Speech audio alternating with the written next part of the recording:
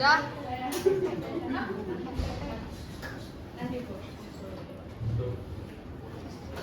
Assalamualaikum warahmatullahi wabarakatuh, anak-anak. Waalaikumsalam.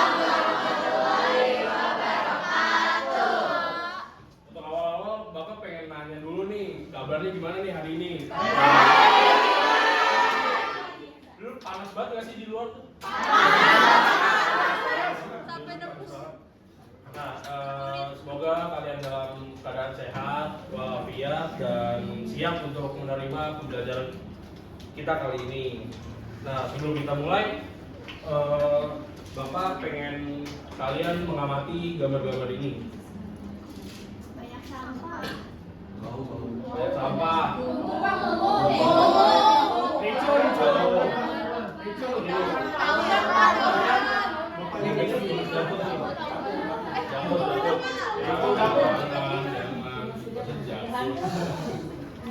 Udah ya.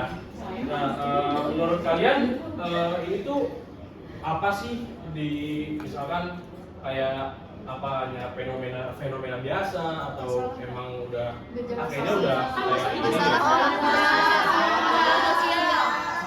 gejala sosial tuh, betul banget itu yang jawab gejala sosial.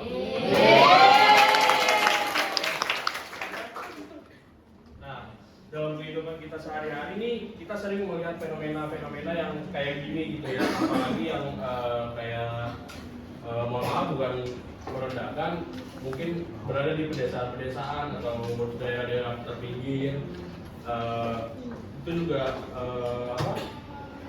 daerah-daerah kumuh, terus ini daerah-daerah yang rawan tawuran. Nah, itu juga kita sering melihat fenomena-fenomena ini. Nah, contohnya tuh kayak misalkan siswa yang sering terlambat sekolah, nah itu juga termasuk gejala sosial. Nah, gejala sosial ini penting untuk dipelajari gitu ya. Lupa kan tuh. Pertama-tama, kalian tahu nggak sih gejala sosial itu apa? Selain pengertiannya di sini, pengertian kalian apa? Peristiwa yang terjadi. Apa? Peristiwa yang terjadi, Pak. Peristiwa yang terjadi, terus ada lagi? Peristiwa yang terjadi dan melibatkan masyarakat di sekitarnya. Masyarakat Pak. Masyarakat umum. Yang lain nggak ada. Nah itu, gejala sosial nih pengertiannya di PPT adalah tanda-tanda atau peristiwa yang muncul di masyarakat sebagai hasil dari interaksi sosial. Nah, gejala sosial ini bisa muncul dalam berbagai bentuk seperti kemiskinan tadi, di daerah yang kumuh, pengangguran, kenakalan remaja seperti yang tawuran tadi, sama sampah yang berserakan. Nah, itu juga termasuk dengan gejala-gejala sosial. Nah, gejala sosial ini penting ya untuk dipelajari karena peristiwa-peristiwa itu bukan sekedar hanya fenomena yang biasa. Di balik itu semua ada dampak, ada pola, ada sebab yang bisa kita pahami secara ilmiah. Jadi hari ini kita akan belajar bagaimana sih cara mengidentifikasi gejala sosial menggunakan metode ilmiah, seperti seorang peneliti sosial yang profesional. Nah, pengertiannya tadi udah kan dijelasin. Sekarang apa sih penelitian sosial itu? Menurut kalian selain yang di PPT apa tuh penelitian sosial?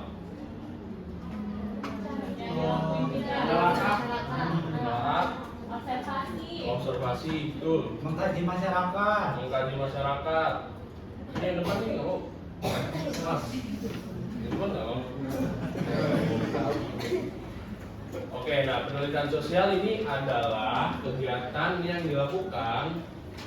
ilmiah yang dilakukan untuk memahami peristiwa sosial secara sistematis, terencana, berdasarkan data. Nah, jadi dalam penderitaan sosial ini kita nggak boleh tuh kayak asal misalkan kita dapat sebuah data tapi kita langsung menyimpulkan data tersebut. Nah itu nggak boleh, hanya sekedar dugaan jatuhnya. Nah itu kita harus mengumpulkan informasi, mengecek kebenaran data, lalu menarik kesimpulan yang logis. Contohnya begini, misalkan ada banyak siswa nih yang terlambat ke sekolah. Pasti di pikiran kita terlintas dong,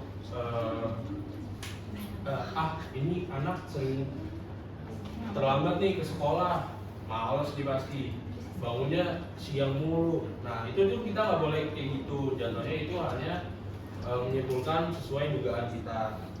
Nah sebagai peneliti sosial kita tuh harus bertanya di dalam benak kita, kayak apakah karena jarak rumahnya yang jauh, apa karena di daerahnya transportasinya sulit, apa emang bangun kesiangan aja, dan ada faktor lain.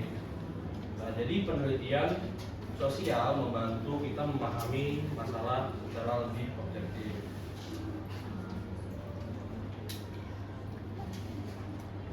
Nah, terus penting nggak sih meneliti gejala sosial ini? Menurut kalian penting nggak? Penting. Kenapa kalau penting? Mengetahui keadaan sekitar, Lihat dinamika masyarakat, Pak. dinamika masyarakat, mencari solusi. Nah ini nih bener banget nih. Ini aduh, ini pinter banget. Bener banget. Nah ini gejala sosial ini perlu diteliti karena kehidupan masyarakat selalu berubah. Tadi di dinamika masyarakat. Di satu sisi perubahan itu bisa membawa kemajuan, tetapi di satu sisi yang lain perubahan itu bisa menimbulkan masalah yang baru gitu. Nah, misalnya perkembangan teknologi membuat komunikasi menjadi lebih cepat. Adanya internet, kita bisa terhubung ke luar negeri, keluar daerah dengan hanya hitungan menit atau detik. Tapi di saat yang sama, teknologi bisa menimbulkan gejala sosial seperti kecanduan gadget, penyalahgunaan hoax, cyberbullying, atau kekurangan atau kurangnya interaksi langsung antara siswa atau masyarakat. Nah karena itu kita sebagai pelajar perlu memiliki kemampuan berpikir kritis. Kita harus bisa melihat gejala sosial bukan hanya sebagai sebuah masalah yang biasa, udah nih paling cuma nanti tinggal diberesin sama yang berserakan sama petugasnya. Nah itu kita nggak boleh tuh kayak gitu. Sebagai peneliti sosial kita harus berpikir kritis, tapi juga sebagai bahan untuk dipahami dan dicarikan solusinya kalau bisa. Nah selanjutnya ada tahapan penelitian sosial. Tahapan penelitian sosial ada 4 tahap. Yang pertama tahap heuristik. Nah heuristik ini adalah pengumpulan data. Pengumpulan data pada tahap ini peneliti mencari informasi dari berbagai sumber. Dan sumber itu berasal dari data primer dan data sekunder. Sumber itu bisa disebut data primer dan data sekunder, yang artinya data primer itu adalah data-data yang kayak kita mendapatkan data itu secara langsung gitu, secara observasi dan dari lapangan, kayak wawancara, nanya-nanya di saksi-saksi atau para ibu-ibu kantin tentang cyberbullying. Nah itu termasuk data primer. Kalau data sekunder tuh kita bisa didapatkan lewat berita, jurnal, atau paper-paper yang relevan terhadap cyberbullying gitu. Nah, tahap kedua yaitu verifikasi. Nah, setelah data terkumpul, langkah berikutnya adalah verifikasi. Nah, verifikasi berarti memeriksa apakah data itu benar, valid, dan dapat dipercaya. Misalnya jika satu siswa mengatakan bahwa bullying ini sering banget nih terjadi di sekolah ini gitu. Nah, kita tuh nggak boleh langsung percaya gitu aja, teman-teman. Kita harus membandingkan dengan hasil penelitian, hasil pengamatan lain, atau dengan keterangan dan informan yang berbeda. Dan tujuannya tuh agar data yang kita gunakan lebih akurat dan lebih kayak kita menerima dari semua sudut pandang gitu. Nah, selanjutnya ada tahap ketiga. Tahap ketiga itu ada interpretasi. Setelah data valid, kita masuk ke tahap interpretasi. Interpretasi adalah tahap menganalisis data untuk mencari hubungan, sebab akibat, dan gejala sosial yang ditemukan. Nah, itu misalnya setelah diteliti gitu ya, ternyata bullying ini sering terjadi karena kurangnya pengawasan guru. Terus adanya kebiasaan saling mengejek dan lingkungan yang tidak sehat gitu. Nah, ini termasuk interpretasi. Jadi kayak dari situ kita bisa memahami bahwa bullying muncul begitu saja, tetapi bukan muncul begitu saja, tetapi ada faktor-faktor yang mempengaruhi. Nah, tahapan penelitian yang terakhir adalah historiografi. Tahap terakhir adalah historiografi. Historiografi adalah proses menyusun hasil penelitian ke dalam bentuk laporan yang sistematis. Jadi semua data yang sudah dikumpulkan, sudah diverifikasi, sudah diinterpretasi, kita tuh harus menyusun hasil penelitian itu. Nah, ditulis dengan runtut. Laporan ini penting agar hasil penelitian bisa dipahami oleh orang lain sekaligus menjadi dasar ilmu untuk mencarikan solusinya. Teman-teman. Nah, selanjutnya ada metode penelitian sosial.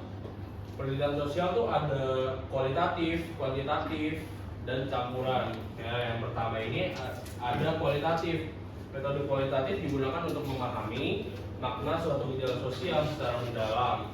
Nah, biasanya metode ini memakai observasi dan wawancara. Gitu. Contohnya jika kita ingin mengetahui mengapa seorang siswa sering menyendiri, sering mungkin duduknya mojok, atau dia sering kayak nggak mau berinteraksi sama teman-temannya.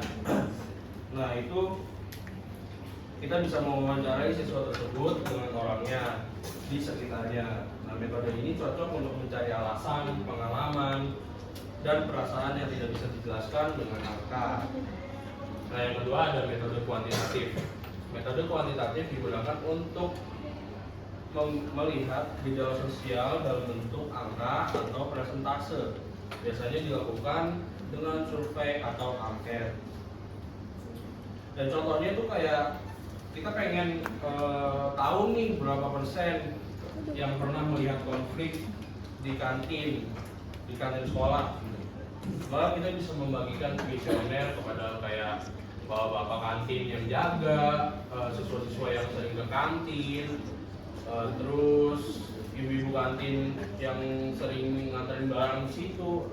Pokoknya siapa aja yang sering di kantin kita bagikan kuesionernya. Nah, yang terakhir ada metode campuran. Metode campuran adalah gabungan dari kualitatif dan kuantitatif. Jadi peneliti tidak hanya melihat angka, tetapi juga memahami makna di balik angka tersebut. Nah, selanjutnya ada etika penelitian sosial. Nah, etika penelitian sosial melibatkan berbagai aspek yang harus diperhatikan oleh peneliti, antara lain kejujuran, kerahasiaan, privasi, persetujuan informasi. Nah, kejujuran itu kayak dalam etika penelitian sosial, dan sebagai peneliti sosial kita tuh harus menjunjung tinggi kejujuran, kerahasiaan privasi, dan tanggung jawab. Sekian dari saya. Wassalamualaikum warahmatullahi wabarakatuh. Semoga bisa dimengerti ya materi hari ini anak-anak.